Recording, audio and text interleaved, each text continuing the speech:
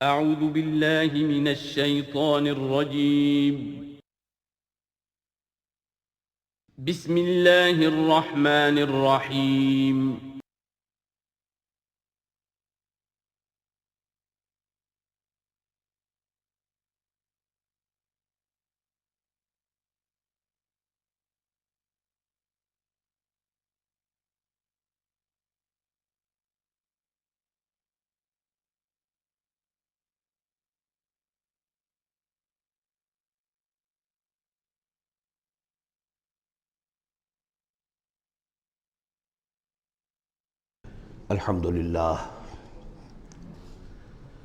الحمد للہ وکفیٰ والصلاة والسلام علی عبادہ الذین اصطفیٰ،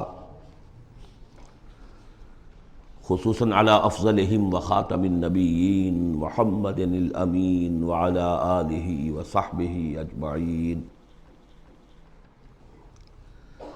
اما بعد فقد قال اللہ تبارک وتعالی کما ورد فی سورۃ الحدید: اعوذ باللہ من الشیطان الرجیم، بسم اللہ الرحمن الرحیم. سبح للہ ما فی السماوات والارض وہو العزیز الحکیم.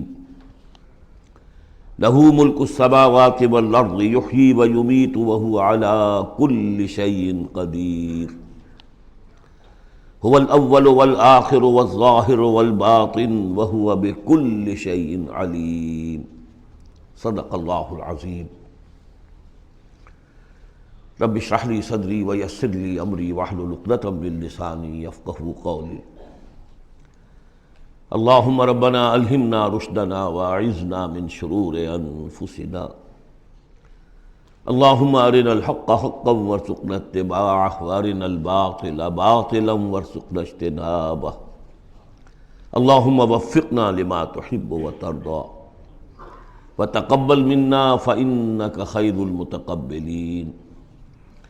اللہم ارحمنا بالقرآن العظیم واجعلہ لنا اماما ونورا وہدی ورحمہ. اللہم ذکرنا منہ ما نسینا وعلمنا منہ ما جہلنا وارزقنا تلاوتہ آناء اللیل واطراف النہار واجعلہ لنا حجۃ یا رب العالمین، آمین. سورہ حدید سے قرآن حکیم میں جو مکی اور مدنی صورتوں کے 7 گروپ ہیں، ان میں سے چھٹے گروپ کی مدنی صورتوں کا آغاز ہو رہا ہے. یہ مقام اس اعتبار سے بہت اہم ہے کہ ایک تو یہ کہ پورے قرآن مجید میں تعداد کے اعتبار سے مدنی صورتوں کا یہ سب سے بڑا گلدستہ ہے.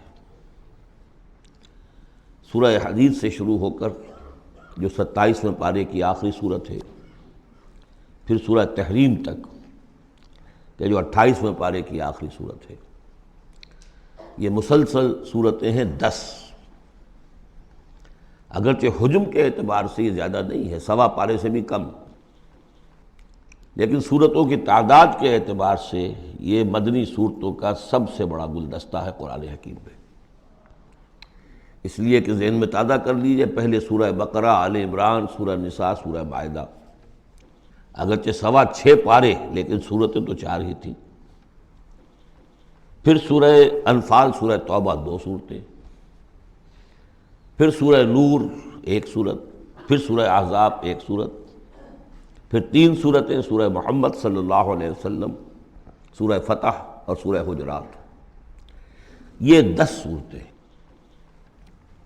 دوسری نمایاں بات ان کی یہ ہے کہ ان میں سے 5 صورتیں وہ ہیں جن کا آغاز ہوتا ہے سبح للہ یا یسبح للہ کے الفاظ سے.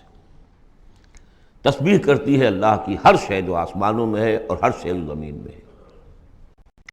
اور یہ تسبیح کا ذکر فعل ماضی میں بھی ہے، فعل مضارع میں بھی ہے، اور فعل مضارع عربی زبان میں حال اور مستقبل دونوں کو کور کرتا ہے. تو گویا کہ زمان و مکان کا پورا احاطہ ہو گیا کہ جو کچھ آسمانوں میں ہے اور جو کچھ زمین میں ہے وہ اللہ کی تسبیح بیان کر رہا ہے، ہمیشہ سے اب بھی کر رہا ہے اور ہمیشہ کرے گا.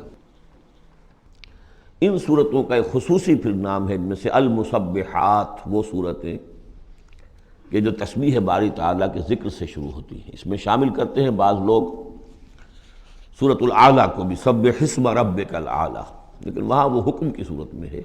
یہ مسبحات جو ہیں اس گروپ میں ان کی خصوصی شان ہے۔ تیسری بات جو کہ مضامین کے اعتبار سے ہے، بلکہ زمانہ نزول کے اعتبار سے پہلے سمجھ لیجئے۔ پہلی بات میں نے عرض کی کہ قرآن حکیم میں مدنی صورتوں کا تعداد سور کے لحاظ سے سب سے بڑا گلدستہ، ان میں سے 5 مسبحات۔ تیسری بات یہ کہ ان سب کا باستثناء واحد زمانہ نزول جو ہے وہ حضور صلی اللہ علیہ وسلم کا جو مدنی دور ہے سیرت مبارکہ کا، اس کا نصف آخر ہے، یعنی سن 5 کے بعد نازل ہوئی ہے، سوائے ایک صورت کے، وہ آ جائے گی سامنے۔ باقی جو 9 صورتیں ہیں یہ سب کی سب بات کی ہے۔ اس سے جو متعلق بنتی ہے بات وہ یہ ہے کہ اس زمانے میں مسلمانوں میں جوش جہاد، ذوق شہادت، جذبہ انفاق، بحیثیت مجموعی اس میں کچھ کمی آ گئی تھی۔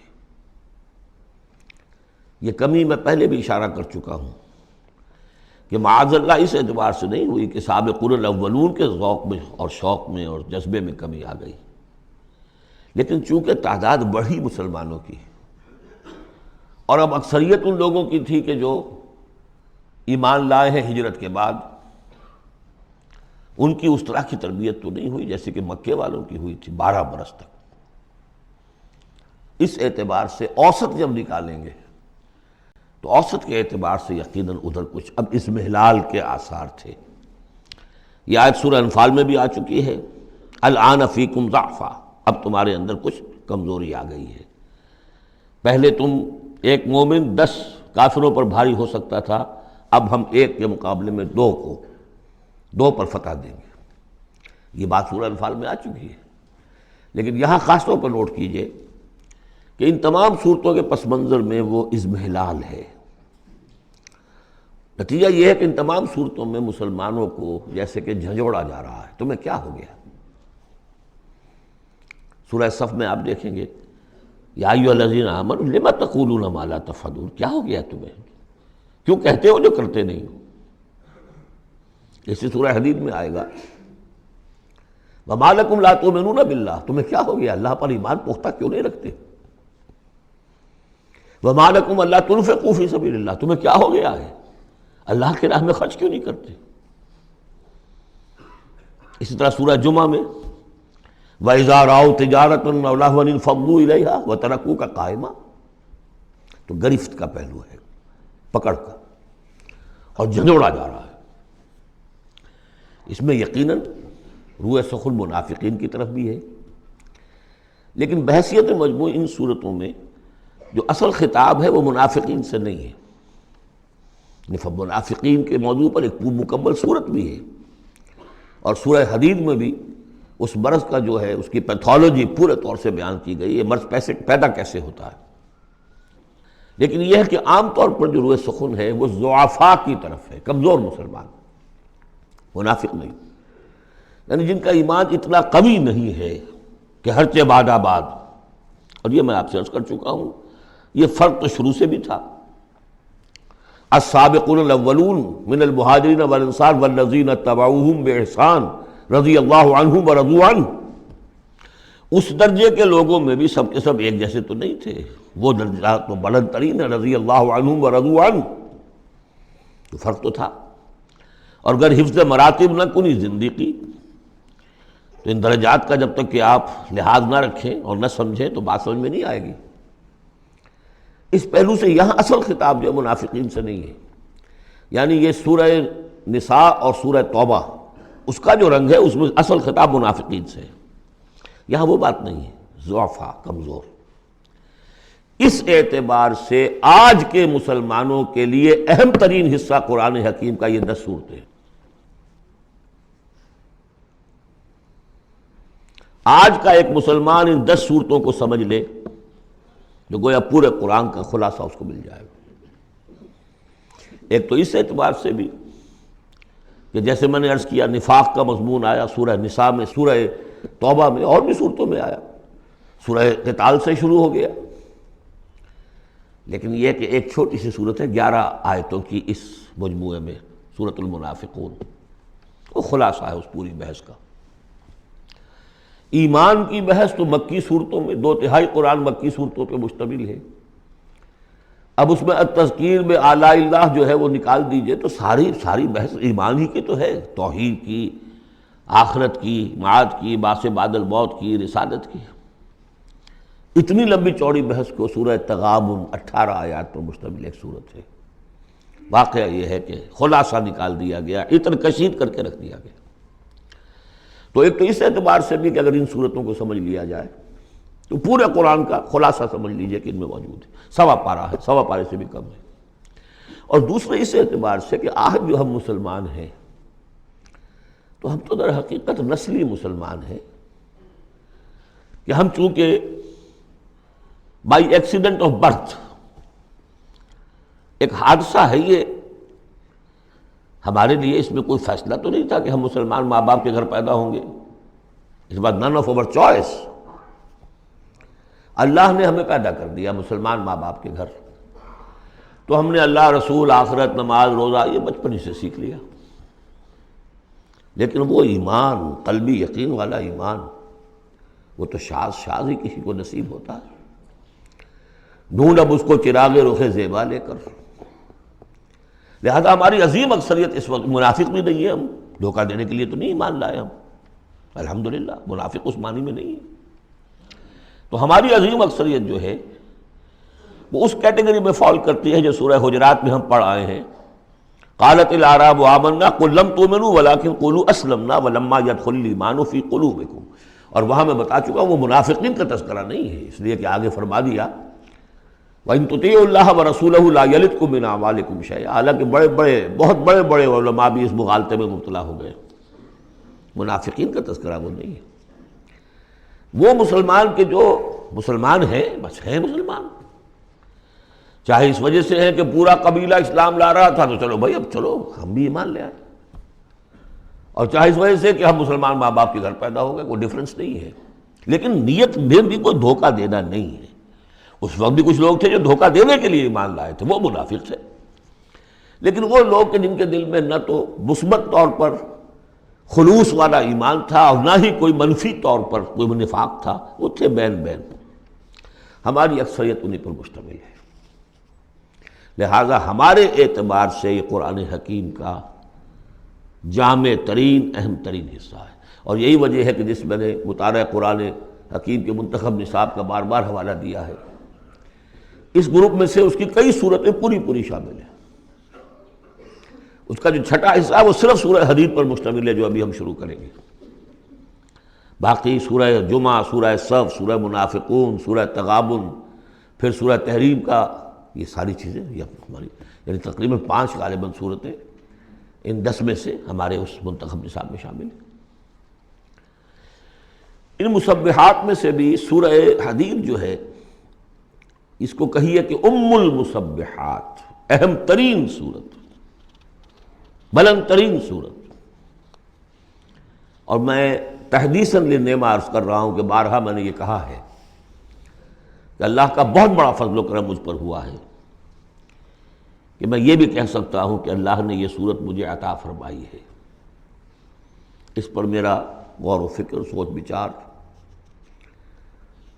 50s سے شروع ہو چکا تھا، اور اللہ تعالیٰ نے مجھے انشراح دیا اس صورت کے بارے میں، اور اس کے حوالے سے اب اس کے دروس میرے 15 گھنٹے پر بھی ہیں، اس کے بھی کیسٹس ہیں، اس کے بھی ویڈیوز ہیں، اس میں جو مباحث ہیں عظیم، ان میں سے تو ایک چاہتا ہے کہ عظیم لیکچر اس پر ہو۔ سبح للہ ما فی السماوات والارض، تسبیح کرتی ہے اللہ کی ہر وہ شے جو آسمان میں ہے اور زمین میں ہے، وہو العزیز الحکیم، اور وہ زبردست ہے، کمال حکمت والا۔ آگے چل کر دیکھیے گا کہ اس میں پھر اضافہ ہوگا، سبح للہ ما فی السماوات وما فی الارض، اور ایمفیسس، پھر آئے گا یسبح للہ ما فی السماوات والارض، پھر آئے گا یسبح للہ ما فی السماوات وما فی الارض۔ تو یہ مضمون جو ہے ان صورتوں کا بہت اہم ہے۔ یہ تسبیح سے مراد کیا ہے؟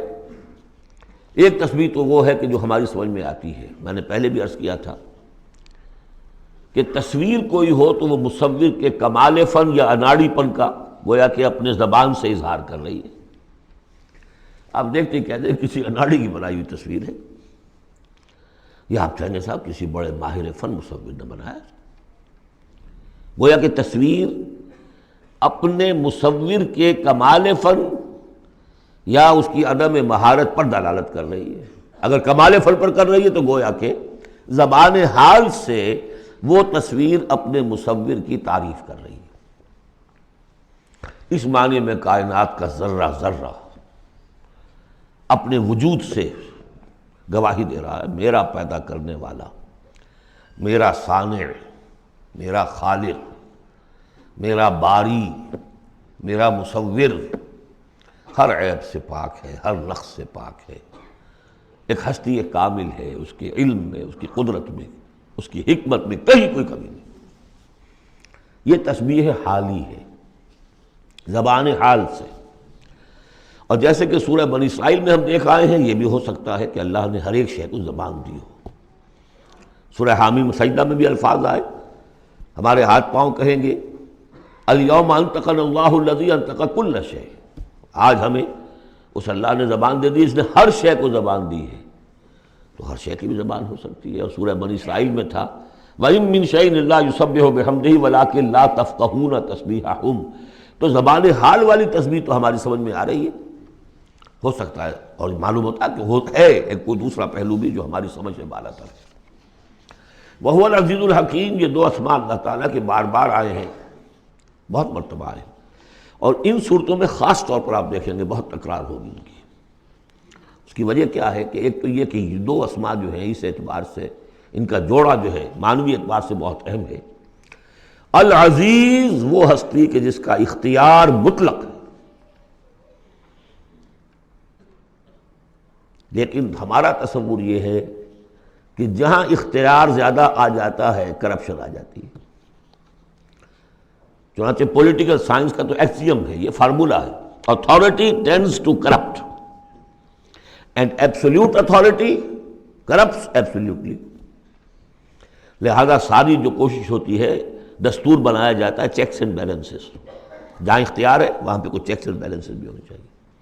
اللہ پر کوئی چیک اینڈ بیلنس ہو ہی نہیں سکتا، کس کا ہوگا؟ تو وہ اختیار مطلق العزیز، اس کو بیلنس جو شے کر رہی وہ الحکیم بھی ہے، اس کی حکمت بھی کامل ہے، اس کا کوئی فعل، اس کا کوئی فیصلہ، اس کا کوئی عمل حکمت سے خالی نہیں۔ یہ دونوں گویا کہ ایک دوسرے کے ساتھ ہے، العزیز الحکیم۔ لہو ملک السماوات والارض، چونکہ اس سورہ مبارکہ میں خاص طور پر دین، ایک دین کی حیثیت سے کہ جس میں ایک نظام، پورا نظام زندگی آئے اور حکومت بھی اس کے اندر شامل ہو، اللہ کی حکومت، لہذا یہ شانیں جو ہے خاص طور پر نمایاں کی جائیں گی۔ لہو ملک السماوات والارض، اس کے لیے ہے آسمانوں اور زمین کی بادشاہی۔ یحیی و یمیت، وہی زندہ رکھتا ہے، وہی مارتا ہے۔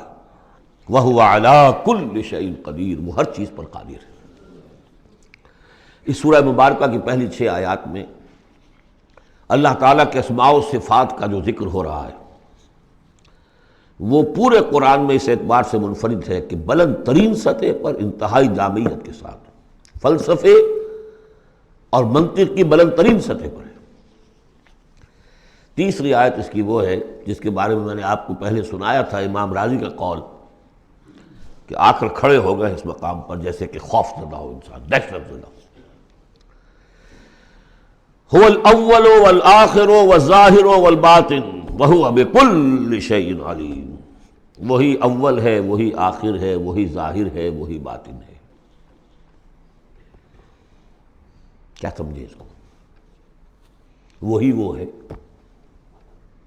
پھر یہ کیا ہے؟ غالب کا بڑا پیارا شعر ہے، جبکہ تجھ بن نہیں کوئی موجود، پھر یہ ہنگامہ ہے خدا کیا ہے؟ وہی اول، وہی آخر، وہی ظاہر، وہی باطن۔ یہ ہے وہ مقام جس پر کہ آ کر کھڑے ہو گئے امام راضی، اعلم ان ھذا المقام مقام غامض مہیب عمیق، خبردار، ہوشیار کہ رہبر دم تیغست قدم رہا، ہوشیار ہو جاؤ، تلوار کی دھار پر قدم آ گیا ہے تمہارا۔ یہ ہے وہ مسئلہ کہ جس کو ہمارے بعض صوفیہ وحدت الوجود سے تعبیر کرتے ہیں، لیکن یہ فلسفے کا مشکل ترین مسئلہ ہے۔ وحدت وجود کی ایک تعبیر وہ بھی ہے جو کفر ہے، شرک ہے، اموست، جس کے کفر اور شرک ہونے میں کسی کو اختلاف نہیں، لیکن یہ کہ یہ عام لوگوں کی سمجھ میں آنے والی بات ہے نہیں۔ میں نے امکانی حد تک سمجھایا ہے اور مجھے اطمینان ہے۔ بہرحال اب اس میں یوں سمجھ دیجئے، یہ کائنات حادث ہے، ہم جانتے ہیں کہ حادث ہے، ہمیشہ سے تو نہیں ہے۔ پہلے کون تھا؟ اللہ تھا۔ تو کائنات کا آغاز کہاں سے ہوا؟ اللہ سے۔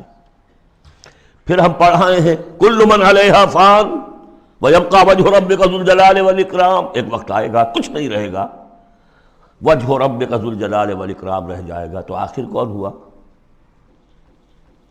اب یہ اول و آخر کے مابین جو ہے، اس کا ظاہر بھی وہ ہے، باطن بھی وہ ہے۔ یہ بہت مشکل مسئلہ ہے، لیکن یہ کہ اس کو ایک حدیث نے عام لوگوں کے لیے آسان کر دیا ہے۔ حضور یہ دعا کرتے تھے، اے اللہ انت الاول فلیس قبلک شیء، تو وہ پہلا ہے کہ جس سے پہلے کوئی شے نہیں تھی، وانت الآخر فلیس بعدک شیء، تو وہ آخر ہے کہ تیرے بعد کچھ نہیں، وانت الظاہر فلیس فوقک شیء، تو اس سے اوپر کوئی شے نہیں، وانت الباطن فلیس دونک شیء۔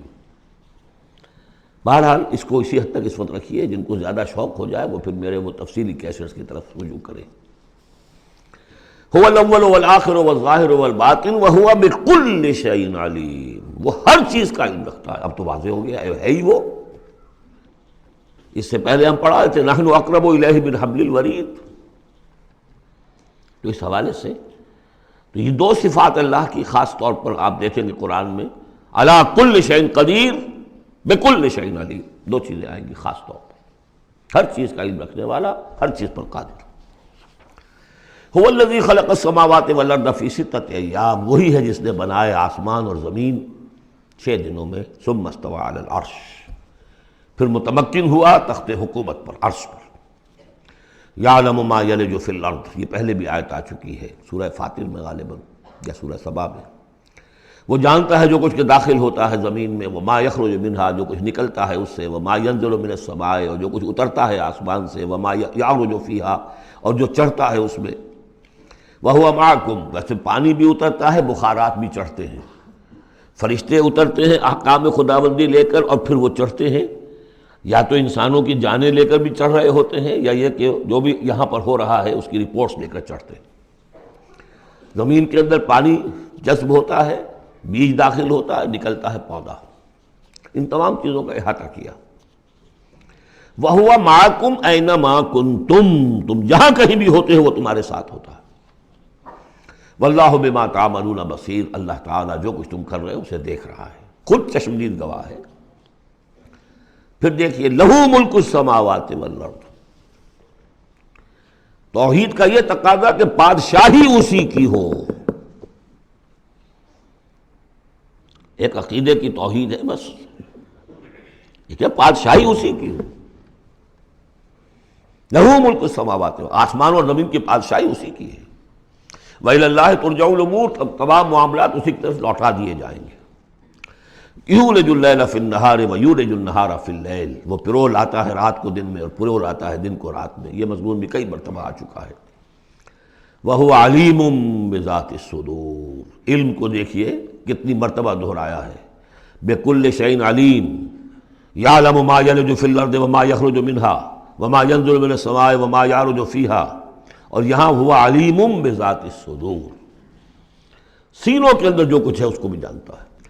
یہ 6 آیات ہیں، یہ پہلا حصہ ہے سورۃ مبارکہ کا، اور یہ شاندار تمہید بنی، آگاہ ہو جاؤ کس کا کلام پڑھ رہے ہو، کس سے ہم کلام ہو۔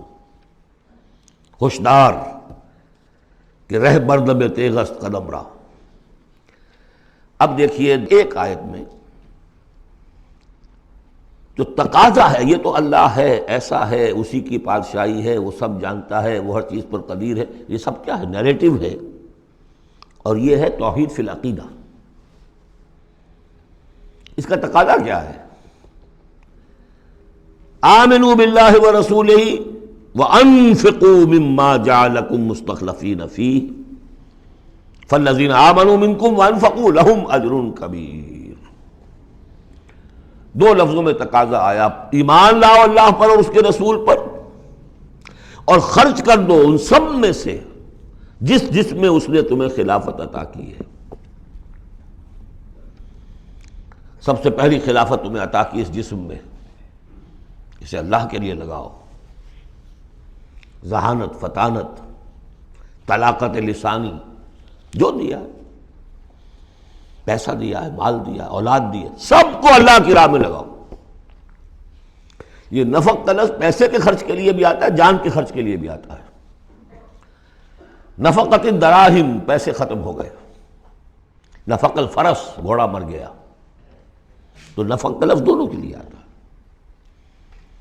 تو انفقوا مما جعلکم مستخلفین فی، جس چیز میں تمہیں استخلاف عطا کیا ہے لگاؤ، خرچ کرو، صرف کر دو۔ یہ دو تقاضے ہیں۔ اصل میں یوں سمجھیے کہ جو سورہ حجرات میں دو تقاضے آئے تھے، آمنوا باللہ ورسولہ، سورہ حجرات میں آئے تھے انما المؤمنون الذین آمنوا باللہ ورسولہ ثم لم یرتابوا وجاہدوا باموالہم وانفسہم فی سبیل اللہ۔ حقیقی مومن تو صرف وہ ہے جو ایمان لائے اللہ پر، اس کے رسول پر، پھر شک میں بالکل نہیں پڑے، اور انہوں نے جہاد کیا اللہ کی راہ میں اور کھپا دیے جان بھی اور مال بھی، وہی سچے ہیں۔ یہاں پر دو ہیں، ان میں دونوں میں ایک سے تو مشترک ہو گئی، آمنوا باللہ ورسولہ، ایمان لاؤ اللہ پر اس کے رسول پر جیسے کہ ایمان کا حق ہے، وانفقوا، اور خرچ کر دو، انفاق مال، انفاق نفس، بذل نفس، دونوں چیزیں آ جائیں گی۔ مما جعلکم مستخلفین فیہ، اب اگر یہ دو کام کر دو تو تمہارے وارے نیارے ہیں، تم کامیاب ہو۔ فالذین آمنوا منکم وانفقوا لہم اجر کبیر، تو جو تم میں سے یہ دو تقاضے پورے کر دیں، ایمان لائیں جیسے کہ ایمان کا حق ہے، یقین والا ایمان، اور انفاق کر دیں، خرچ کر دیں، لگا دیں، کھپا دیں، اپنے آپ کو بھی اور اپنی تمام جو بھی کچھ اپنی ملکیت ہے، جو ساز و سامان ہے، لہم اجر کبیر۔ اب دیکھیے نظم، دیکھیے اب دو آیتوں میں وہ ڈانٹ کا، ڈپٹ کا، زجر کا معاملہ ہو رہا ہے۔ وَمَا لَكُمْ لَا تُؤْمِنُونَ بِاللَّهِ، تمہیں کیا ہو گیا ہے، کیوں نہیں ایمان رکھتے اللہ پر؟ وَالرَّسُولُ يَدْعُوكُمْ لِتُؤْمِنُوا بِرَبِّكُمْ، جبکہ ہمارے رسول محمد صلی اللہ علیہ وسلم تمہیں دعوت دے رہے ہیں، وہ ابھی موجود ہیں تمہارے مابین، تمہیں کیا ہو گیا؟ وہ تمہیں دعوت دے رہے ہیں کہ تم ایمان رکھو اپنے رب پر۔ وَقَدْ أَخَذَ مِيثَاقَكُمْ، اور دیکھو تم سے عہد لے چکا ہے تمہارا رب۔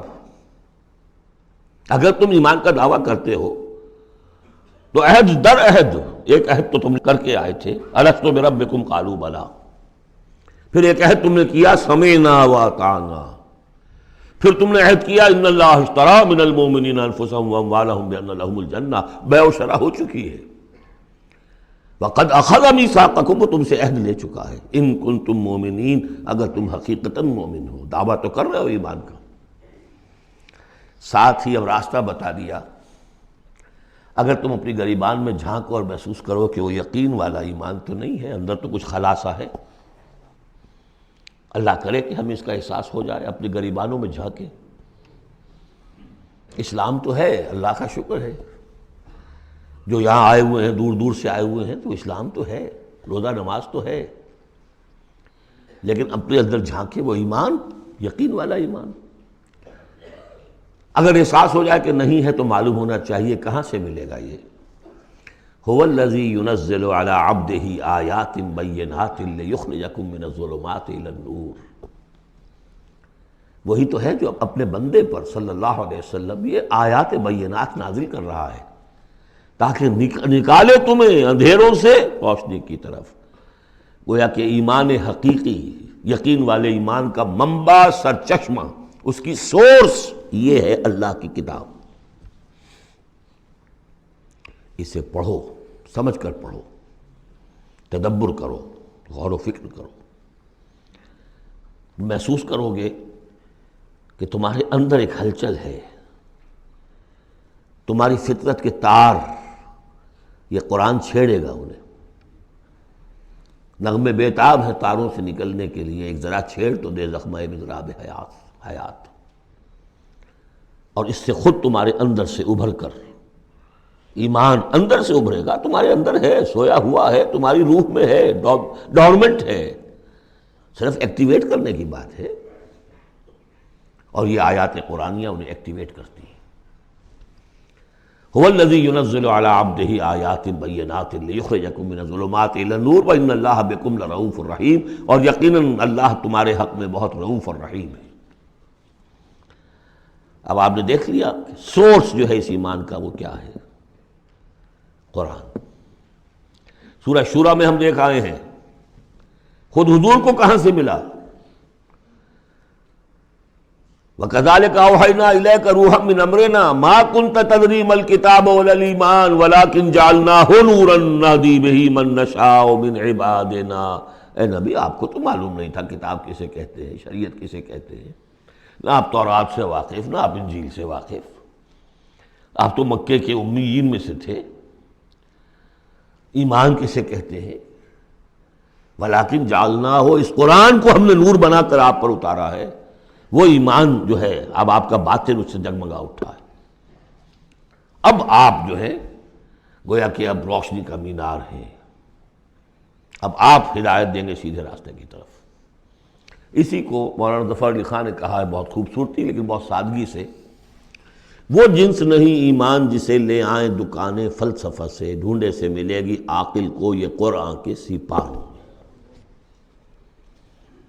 اچھا، ایک بات تو ہو گئی کہ تم ایمان کیوں نہیں، تمہارا پختہ کیوں نہیں ہے، یہ دلمل یقین ایمان کیوں لیے پھر رہے ہو، یہ شکوک و شبہات کے کانٹے جس میں چبھے ہوئے ہیں اس ایمان کے ساتھ گزارا کیوں کر رہے ہو؟ اگر اس میں کمی ہے تو پہلے اس کمی کو پورا کرو، چھوڑ دو دھندے، کچھ دن نکال لو، 1 سال نکال لو اپنی زندگی میں سے کہ کم سے کم اتنی عربی سیکھ لیں کہ یہ قرآن ہمارے دلوں کے تاروں کو چھیڑ سکے۔ وہ اسی وقت ہوگا تیرے ضمیر پہ جب تک نہ ہو نزول کتاب، گرہ کشا ہے درازی نہ صاحب کشاف۔ انسپیریشن قرآن سے، ترجمے سے نہیں مل سکتی، ناممکن ہے۔ مفہوم سمجھ لیں گے، دماغ میں کچھ چیزیں آ جائیں گی، لیکن وہ جو قلب کو متحرک کرنا ہے، اس کو انسپائر کرنا ہے، وہ اسی وقت ہوگا۔ اب دوسری ڈانٹ، وَمَا لَكُمْ أَلَّا تُنْفِقُوا فِي سَبِيلِ اللَّهِ، تمہیں کیا ہو گیا، خرچ کیوں نہیں کرتے اللہ کی راہ میں؟ وَلِلَّهِ مِيرَاثُ السَّمَاوَاتِ وَالْأَرْضِ، آسمان اور زمین کی ساری وراثت تو بالآخر اللہ ہی کے لیے رہ جائے گی، تمہارے پاس رہ جائیں گے یہ محل، یہ کوٹھیاں، یہ فیکٹریاں، تم آج ہو کل نہیں ہوگے، جو اگلے ہوں گے وہ بھی پھر نہیں ہوں گے، کائنات تو اسی کی ہے، وارث وہی ہے، الوارث وہی تو ہے، اور تم سینت سینت کے رکھ رہے ہو۔ وَمَا لَكُمْ أَلَّا تُنْفِقُوا فِي سَبِيلِ اللَّهِ، اور انفاق میں نوٹ کر لیجیے، میں بتا چکا ہوں کہ انفاق کے اندر انفاق مال بھی ہے، انفاق نفس بھی ہے، بذل نفس، جان کھپانا، وہ واضح ہو جائے گا۔ وَلِلَّهِ مِيرَاثُ السَّمَاوَاتِ وَالْأَرْضِ لَا يَسْتَوِي مِنْكُمْ مَنْ أَنْفَقَ مِنْ قَبْلِ الْفَتْحِ وَقَاتَلَ، برابر نہیں ہے تم میں سے وہ جنہوں نے انفاق کیا اور قتال کیا فتح سے پہلے، قتال آ گیا، جان کھپانے کے لیے میدان میں آئے۔ انفاق جو کہا تھا آیت نمبر 7 میں، وہ صرف مال کا نہیں، جان کا بھی ہے، اور انفاق کے جان جو ہے اس کا سب سے بڑا موقع کیا ہے؟ جنگ، جہاں آپ نقد جان ہتھیلی پر رکھ کر حاضر ہوتے، وہ تو اگر جان بچ جائے تو گویا کہ بونس ہے، ورنہ جو جاتا ہے جنگ میں وہ پورا رسک لے کر جاتا ہے۔ اب یہاں بات یہ بتائی گئی کہ جو فتح سے پہلے ایمان لائے تھے جبکہ اسلام کمزور تھا، اور انہوں نے قتال کیا اس وقت جبکہ مسلمانوں کی طاقت بہت کم تھی، ان کا درجہ اولئک اعظم درجۃ من الذین انفقوا من بعد وقاتلوا، ان کا بہت اونچا درجہ ہے، بہت عظیم درجہ ہے ان لوگوں کے مقابلے میں کہ جنہوں نے انفاق کیا اور قتال کیا فتح کے بعد۔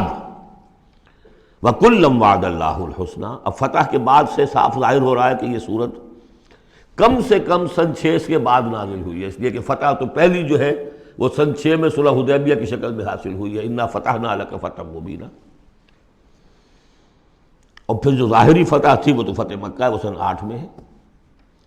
یہاں فرمایا جا رہا ہے جن لوگوں نے قتال کیا انفاق کیا فتح سے پہلے، ان کا درجہ بہت بلند ہے ان سے جنہوں نے انفاق کیا اور قتال کیا بعد میں، اگرچہ کلاً وعد اللہ الحسنی، سب سے اللہ کا وعدہ ہے بہت اچھا، واللہ بما تعملون خبیر، اور جو کچھ تم کر رہے ہو اللہ اس سے باخبر ہے۔ اب آئی پکار، اس کو اب کھلے دل سے بیدار دل سے سنیے۔ میرا خالق آپ کا خالق، میرا مالک آپ کا مالک، اس کائنات کا مالک، من ذا الذی یقرض اللہ قرضا حسنا، کون ہے وہ جو اللہ کو قرض حسنا دے؟ ہے ہمت دینے کی؟ من ذا الذی یقرض اللہ قرضا حسنا فیضاعفہ لہ، اللہ اس کے لیے اسے دگنا بھی کرتا رہے گا، وَلَهُ أَجْرٌ عَظِيمٌ، اور ان کے لیے بہت بڑا اجر بھی ہوگا۔ لگاؤ اپنی مال اللہ کے راہ میں لگاؤ اور کھپاؤ، اپنی جانیں اللہ کی راہ میں لگاؤ اور کھپاؤ، اور جان لیجئے کہ جان کا کھپنا اور مال کا کھپنا ایک یہ کہ شہادت یا موت سے پہلے تو برابر چیز ہے۔ آپ اپنی جان کی قوت، صلاحیت، ذہانت، فطانت یہ خرچ کرتے تو مال کماتے ہیں نا، اور مال آپ کے پاس ہو تو آپ جس کو چاہیں امپلائے کر لیں، ذہانت، صلاحیت، فطانت سب آپ خرید سکتے ہیں پیسے سے۔ تو اگر کسی نے وقت لگایا ہے تو مال لگایا ہے، ٹائم از منی، اپنی جان کما رہا ہے تو وہ مال لگا رہا ہے، اس لیے کہ اسی جان کو کما کر وہ مال کما سکتا تھا۔ اس لیے انفاق جان، انفاق ہے مال، یہ ایک شے ہے۔ یوم تری المؤمنین، اب جو نقشہ کھینچا جا رہا ہے یہ ہے وہ نقشہ جس کو ہمارے ہاں کہا جاتا ہے پل صراط۔ کوئی ایسا مرحلہ آنا ہے جہاں کفار کا تو معاملہ علیحدہ ہو چکا، کوئی بڑی چھلنی لگی تھی، کفار تو نکل چکے، اب جو دنیا میں مسلمان سمجھے جاتے تھے وہ آگے آئے ہیں۔ آپ کو معلوم ہے جہاں کرشرز لگے ہوتے ہیں، پتھروں کو توڑ کے بجری بناتے ہیں، تو اس میں مختلف سوراخوں کی وہ چھلنیاں لگی ہوتی ہیں۔ پہلے 1 انچ سے زیادہ کا پتھر جو ہے وہ علیحدہ ہو جائے گا، پھر آدھے انچ والا علیحدہ ہو جائے گا، پھر چوتھائی انچ والا علیحدہ ہو جائے گا، وغیرہ وغیرہ۔ تو وہاں پر بھی کوئی مستقل کوئی چھلنیاں، ایک چھلنی لگ چکی، کافر تو گئے، اب رہ گئے مسلمان۔ ان میں ذرا چھانٹی کرنی ہے کہ ان میں صاحب ایمان کون ہے اور منافق کون ہے۔ اس کے لیے پل صراط کوئی جگہ ہے جہاں سے گزرنا ہوگا، گھپ اندھیرا ہوگا، اور اس کے نیچے ہوگی جہنم، گھپ اندھیرا۔ اور جن کے پاس ایمان تھا دنیا میں انہیں روشنی مل جائے گی، یہاں ان کے قلب سے روشنی نکل رہی ہوگی۔ اعمال صالحہ کیے تھے داہنے ہاتھ سے تو یہاں پہ ان کا نور ہوگا، وہ اپنی اس روشنی میں راستہ پار کر کے جنت میں پہنچ جائے گی۔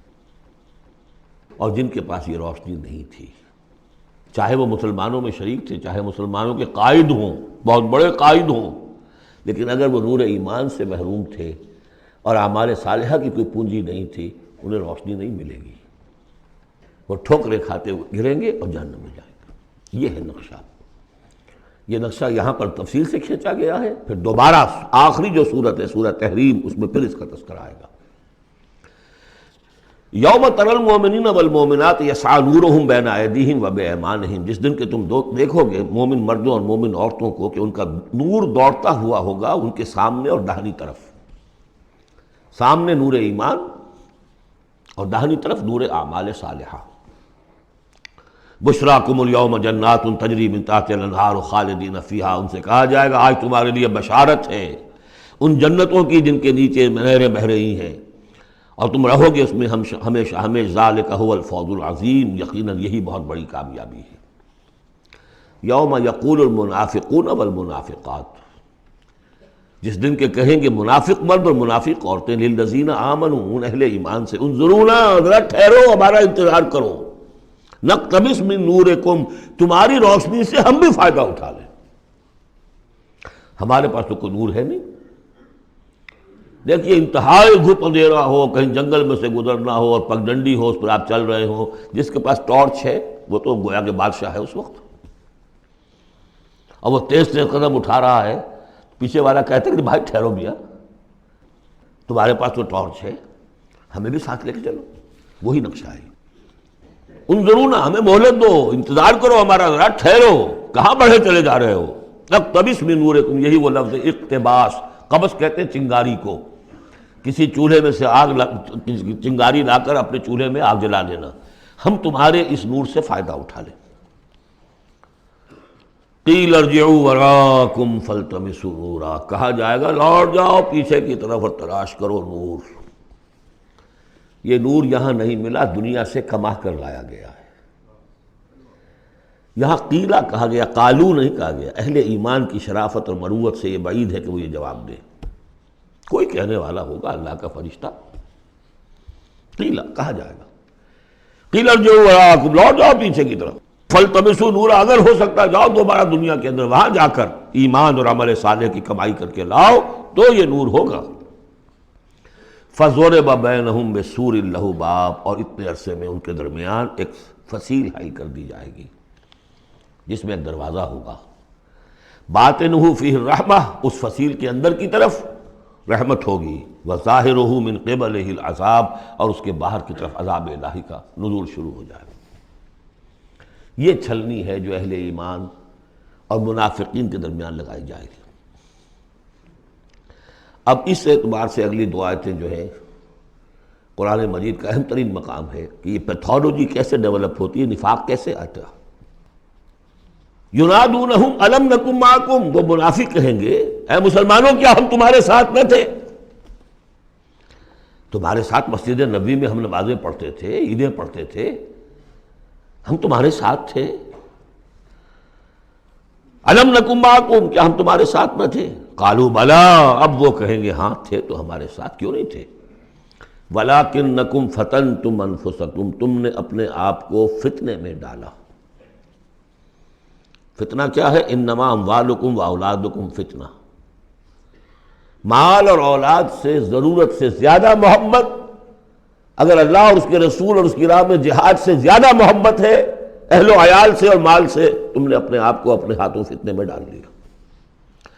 یہاں ذرا وہ آیت اب یاد کر لیجئے جو سورہ توبہ میں ہم پڑھا ہے، آیت نمبر 24، قل ان کان آباؤکم وابناؤکم واخوانکم وازواجکم وعشیرتکم واموال اقترفتموها وتجارۃ تخشون کسادها ومساکن ترضونها احب الیکم من اللہ ورسولہ وجہاد فی سبیلہ فتربصوا حتی یاتی اللہ بامرہ واللہ لا یہدی القوم الفاسقین۔ اے نبی ان سے کہہ دیجئے کہ اگر تمہیں اپنے باپ اور بیٹے اور بھائی اور بیویاں اور رشتہ دار اور وہ مال جو بڑی محنت سے جمع کیے ہیں، وہ تجارت جس کی کساد کا تمہیں اندیشہ رہتا ہے، اور وہ حویلیاں اور محل جو تمہیں بڑے محبوب ہیں، اگر ان 8 چیزوں کی محبت زیادہ ہے تمہارے دل میں اللہ اور اس کے رسول اور اس کی راہ میں جہاد کی محبت سے، تو جاؤ دفع ہو جاؤ، انتظار کرو یہاں تک کہ اللہ اپنا فیصلہ سنا دے۔ یہ ترازو کس نے ٹلٹ کی ادھر؟ یہ 8 والا پلڑا کیوں ہوا نیچے؟ کیوں نہیں یہ 3 والا نیچے گیا؟ یہ تمہارا فیصلہ ہے، اٹ واز یور چوائس، لہذا فتنتم انفسکم، تم نے خود اپنے آپ کو فتنے میں ڈالا، اور یہ فتنے میں جب ڈالا وتربصتم، نتیجہ تربص نکلا، وہی جو آیت ختم ہوئی آیت نمبر 24 سورہ توبہ کی، فتربصوا، گو مگو میں آدمی مبتلا ہو جاتا ہے، چلوں نہ چلوں، بڑھوں نہ بڑھوں، قدم بڑھاتا ہوں تو یہ خطرات آتے ہیں، یہ مصیبتیں آتی ہیں، رک جاتا ہوں تو باز پرس ہوتی ہے، پوچھا جائے گا، اچھا چلو جھوٹ بول کے جان بچا لوں گا، اس سے آگے بڑھنا شروع ہوتا ہے بس۔ وَلَكِنَّكُمْ فَتَنْتُمْ أَنفُسَكُمْ وَتَرَبَّصْتُمْ وَارْتَبْتُمْ، اور پھر ایک مرحلہ آتا ہے کہ وہ ایمان کی تھوڑی بہت پونجی جو تھی اس میں ریب اور شکوک و شبہات کے کانٹے چڑھنے شروع ہو جاتے ہیں، کیا پتہ ہوگی بھی کہ نہیں آخرت، یہ دنیا نقد ہے، اس کی لذت نقد، اس کی کلفت نقد، اس کا عیش نقد، اس کی تکلیف نقد. پتہ نہیں آخرت ہوگی کہ نہیں ہوگی. پھر شکوک و شبہات آئیں گے. آخری بات وغرتکم الامانی، پھر تمہیں دھوکہ دیا مزید تمہاری خواہشات نے. اللہ بڑا بخشنے والا ہے، اللہ پالن ہار ہے، اللہ بخشن ہار ہے. ہم کچھ بھی کریں آخر تیرے محبوب کی امت میں ہیں. We are the chosen people of the Lord. غرتکم الامانی، کبھی خیال ہوتا بھی ہے تو یہ تھپکیاں دے دے کر یہ امانی جو ہے یہ سلا دیتی ہے. وغرکم باللہ الغرور حتیٰ جاء امر اللہ، یہاں تک کہ اللہ کا فیصلہ آ گیا. وغرکم باللہ الغرور، اور تمہیں خوب دھوکہ دیا اللہ کے نام پر اس دھوکے باز نے، شیطان لعین نے. یہ سورہ لقمان میں آ چکا ہے. فلا یغرنکم الحیات الدنیا ولا یغرنکم باللہ الغرور. یہ ہے سٹیجز. دنیا، مال، اسباب، اولاد، کاروبار، ان چیزوں میں اتنا انہماک کہ اللہ اور اس کا رسول اور اللہ کی راہ میں جہاد کی جو محبت ہے وہ کمتر ہو جائے. یہ نقطہ آغاز ہے. یہاں سے تربص سے ریب و شکوک، اور ریب و شکوک سے آگے نفاق. فَالْيَوْمَ لَا يُؤْخَذُ مِنْكُمْ فِدْيَةٌ وَلَا مِنَ الَّذِينَ كَفَرُوا، تو آج نہ تم سے کوئی فدیہ قبول کیا جائے گا اور نہ کافروں سے. اشارہ کر دیا گیا دنیا میں تم مسلمانوں کے ساتھ تھے، یہاں تمہارا حشر اور کافروں کے ساتھ ہے. یہی نفاق کی حقیقت ہے. منافق دنیا میں مسلمان شمار ہوتا ہے، قانون میں مسلمان ہے. آخرت میں جا کر پردہ کھولے گا کہ ایمان کی حقیقت تو تھی ہی نہیں. یہ تو ایک عقیدہ تھا، لیے پھرتا تھا، ایک ڈوگما تھا، دل میں وہ بات نہیں تھی. وَلَمَّا يَدْخُلِ الْإِيمَانُ فِي قُلُوبِكُمْ، وہ ایمان ابھی تمہارے دلوں میں داخل نہیں ہوا تھا.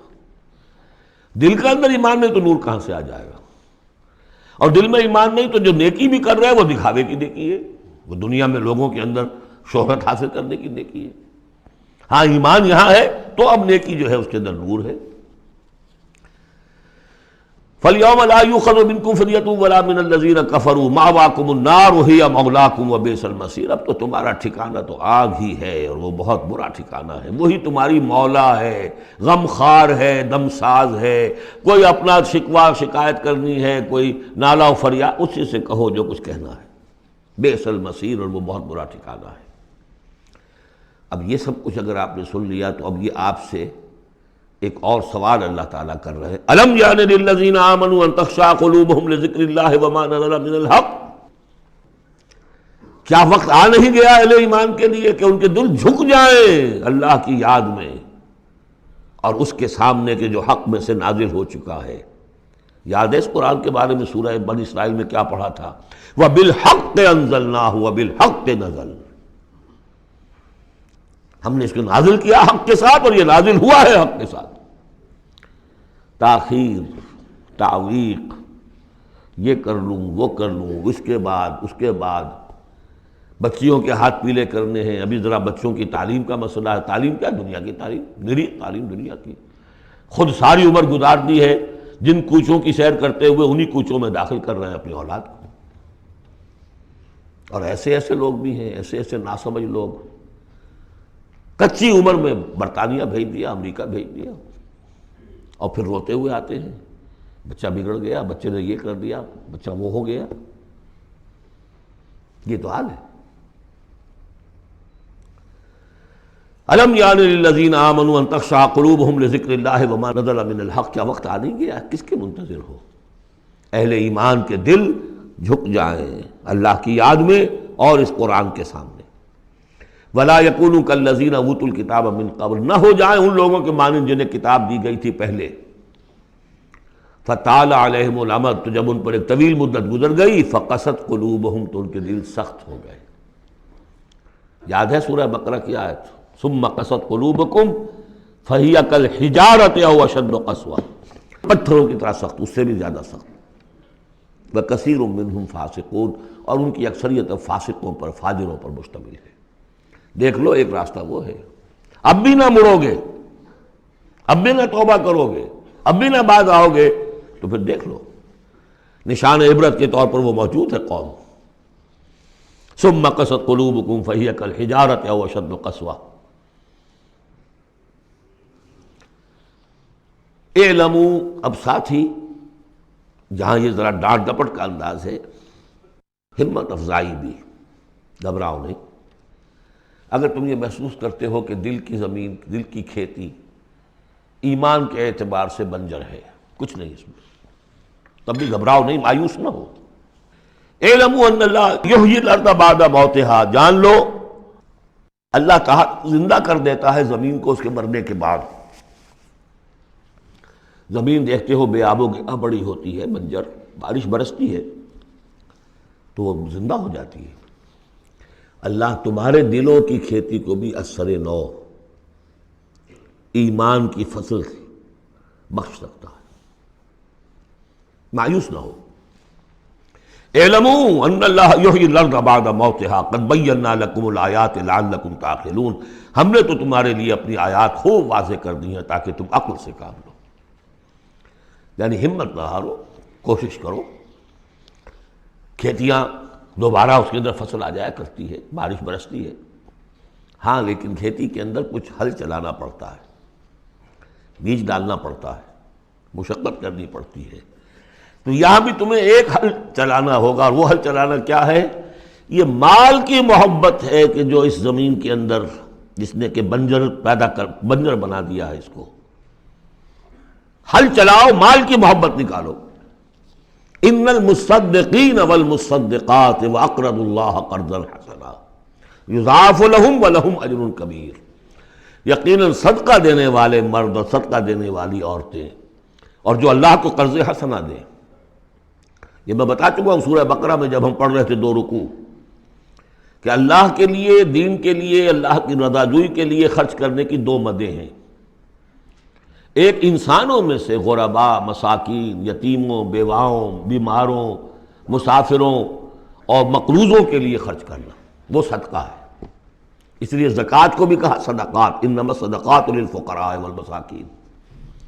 ایک اللہ کے دین کے لیے، اس کی دین کی نشر و اشاعت ہے، اس کے پیغام کو پھیلانا ہے، اس کی تعلیم ہے، پھر اس دین کو غالب کرنے کی جد و جہد ہے، اس کے لیے ساز و سامان چاہیے، اس کے لیے وسائل چاہیے۔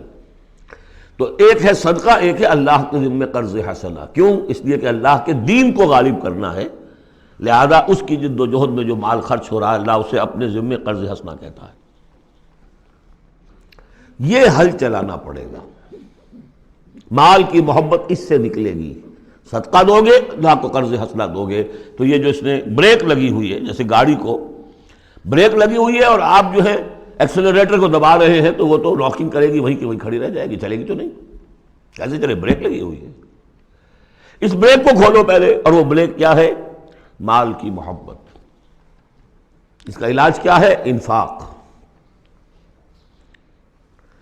ان المصدقین والمصدقات واقرضوا اللہ قرضا حسنا یضاعف لهم ولهم اجر کریم والذین آمنوا باللہ ورسلہ اولئک هم الصدیقون والشہداء عند ربہم۔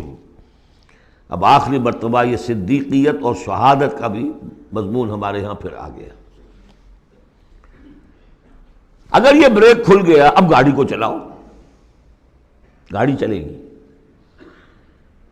لیکن اب مختلف طبائع کی مناسبت سے اگر تو تمہارا مزاج صدیقین والا ہے، صدیقیت کے مرتبے کو پہنچ جاؤ گے۔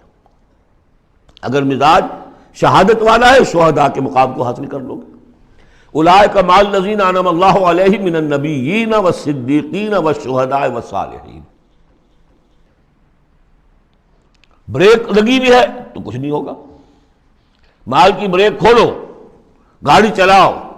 جو یہ کر لیں گے والذین آمنوا باللہ ورسولہ، اب ایمان اور اللہ پر اور اس کے رسول پر ایمان کا، اب یہ ایکسیلریٹر دباؤ گے تو نتیجہ کیا نکلے گا؟ اولئک ھم الصدیقون والشہداء عند ربہم، انہی میں سے صدیق ہوں گے، انہی میں سے شہداء ہوں گے ان کے رب کے پاس۔ لہم اجرہم ونورہم، ان کے لیے ہوں گے ان کا اجر اور ان کا نور۔ اجر بھی ملے گا، نور بھی ملے گا۔ نور وہ جو آخر میں ملنا ہے، میدان حشر میں ملنا ہے، پل صراط پر گزرنے کے لیے ملنا ہے، اور اجر وہ ہے جو جنت میں داخل ہو کر ملے گا۔ لہم اجرہم ونورہم والذین کفروا وکذبوا بآیاتنا اولئک اصحاب الجحیم، اور جن لوگوں نے کفر کیا اور ہماری آیات کو جھٹلایا، یہ لوگ ہیں جہنمی۔ اعلموا انما الحیاۃ الدنیا لعب و لہو و زینت و تفاخر بینکم و تکاثر فی الاموال والاولاد۔ اب جو چیز بریک تھی اس کو سمجھ لو، بریک کی حقیقت کیا ہے؟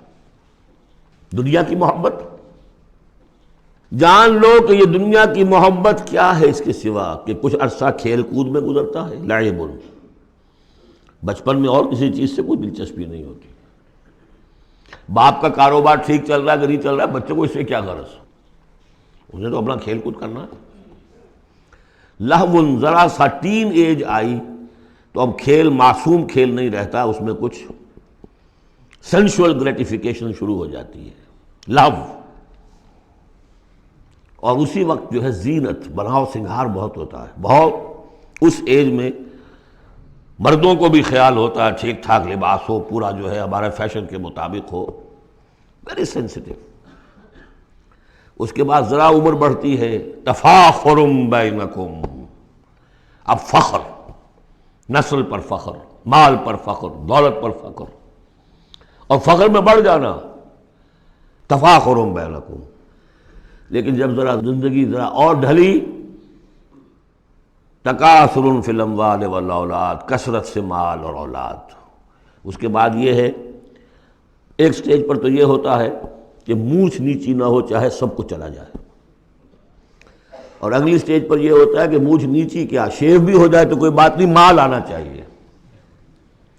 یہ عجیب آیت ہے، انسانی زندگی کے یہ نفسیاتی مراحل ہیں۔ بہت کم لوگوں نے سمجھا اس آیت کو۔ اس کا ہر دور میں کوئی ایک شے ہوتی ہے جو انسان کے اس ذہن پر اور نفسیاتی اعتبار سے اس کے نزدیک بڑی اہمیت کی حامل ہوتی ہے۔ بچپن میں کھیل کود، ذرا اس سے بڑا ٹین ایجرز، اس میں لہو و زینت، اس سے اوپر آئے تفاخر، اس سے اوپر آئے اب یہ ہے کہ بڑا ریئلسٹک ہو جاتا ہے آدمی، چھوڑو میاں ان باتوں کو، پیسے کی فکر کرو، رکھو اس کو، سنبھالو۔ تکاثر فی الاموال والاولاد کمثل غیث، میں نے بارہا کہا یہ ایک لائف سائیکل ہے، ہیومن لائف سائیکل۔ وہی لائف سائیکل آپ کو ملتی ہے باٹنی میں، نباتات میں۔ کمثل غیث، جیسے کہ بارش برستی ہے، اعجب الکفار نباتہ، تو جو کسان ہوتے ہیں اس سے جو روئیدگی کھیتی اپجتی ہے اس کو بڑی اچھی لگتی ہے۔ ثم یہیج، پھر وہ کھیتی اپنی پوری قوت پر آتی ہے۔ فتراہ مصفرا، پھر دیکھتے ہو وہ زرد ہو جاتی ہے۔ ثم یکون حطاما، پھر کھیتی کٹ جاتی ہے اور چورا چورا کہیں جو ہے وہ توڑی کے ٹکڑے پڑے رہ جاتے ہیں۔ اسی طرح بچہ پیدا ہوتا ہے، بڑی خوشیاں ہیں، جشن بن رہا ہے، پھر وہ بچہ جوان ہوا ہے، ثم یہیج، جو اپنی پوری قوت کو پہنچ گیا ہے۔ فتراہ مصفرا، پھر بالوں میں بھی سفیدی آ گئی، پھر چہرے پر جھریاں آ رہی ہیں۔ ثم یکون حطاما، پھر مرے اور گڑھے میں دفن ہوئے اور مٹی میں مل کر مٹی ہو گئے۔ لیکن ایک زندگی آخرت کی ہے جس کے لیے کوئی اس طرح کا اینڈ نہیں ہے۔ وَفِي الْآخِرَةِ عَذَابٌ شَدِيدٌ وَمَغْفِرَةٌ مِّنَ اللَّهِ وَرِضْوَانٌ، اور آخرت میں ہے بہت بڑی سزا اور مغفرت اللہ تعالیٰ کی طرف سے، اور یا رضوان ہے۔ وَإِنَّهَا لَجَنَّةٌ أَبَدًا أَوْ لَنَارٌ أَبَدًا وَمَا الْحَيَاةُ الدُّنْيَا إِلَّا مَتَاعُ الْغُرُورِ، اور جان لو کہ دنیا کی یہ زندگی تو سوائے دھوکے کے ساز و سامان کی اور کچھ نہیں ہے۔ یہ تمہیں اپنے اندر گم کیے رکھتی ہے، بھلائے رکھتی ہے، نہ اللہ یاد نہ آخرت یاد، اسی میں مگن، اسی میں گم۔ کافر کی یہ پہچان کہ آفاق میں گم ہے، اور مومن کی یہ پہچان کہ گم اس میں ہے آفاق۔ بارک اللہ لی ولکم فی القرآن العظیم ونفعنی وإیاکم بالآیات والذکر الحکیم۔